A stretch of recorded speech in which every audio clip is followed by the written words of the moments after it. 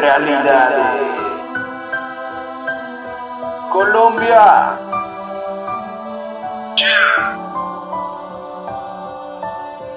Esta es la realidad que está viviendo mi país y quiero expresárselo de esta forma.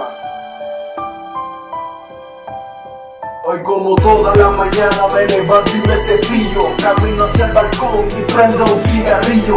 Miro mi ciudad y veo que todo es tragedia, familias en las calles viviendo en la miseria, niños en los semáforos buscándose la vida, trabajando honradamente para el plato de comida, mientras otros por ahí andan robando. Quizás tú no sabes lo que él esté pasando. La cuestión es, señor gobierno, deme la solución para salir de este puto infierno. De que organicen protestas, de nada vale, porque a ellos les importa sus estratos sociales. Mi barrio aguantando necesidades, usted se hace en la oreja sorda y el que no sabe, mientras que en ustedes solo existe avaricia. Para ustedes no hay ley, para ustedes no hay justicia. La realidad que se vive aquí en Colombia, mucha violencia, te traiciona hasta tu propia sombra. Guarda silencio y abre tu corazón y dime si tengo o no tengo razón.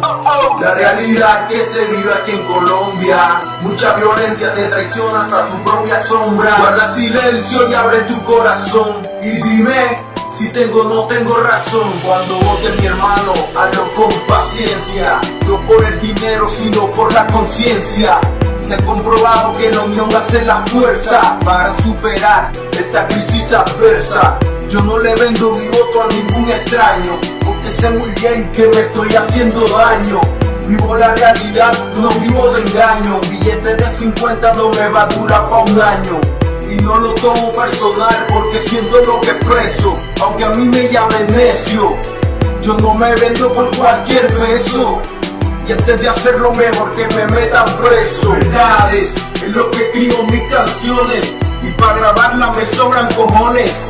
Yo no soy rapero que busca millones, yo simplemente quiero llegar a sus corazones. La realidad que se vive aquí en Colombia, mucha violencia, te traiciona hasta tu propia sombra. Guarda silencio y abre tu corazón y dime si tengo o no tengo razón.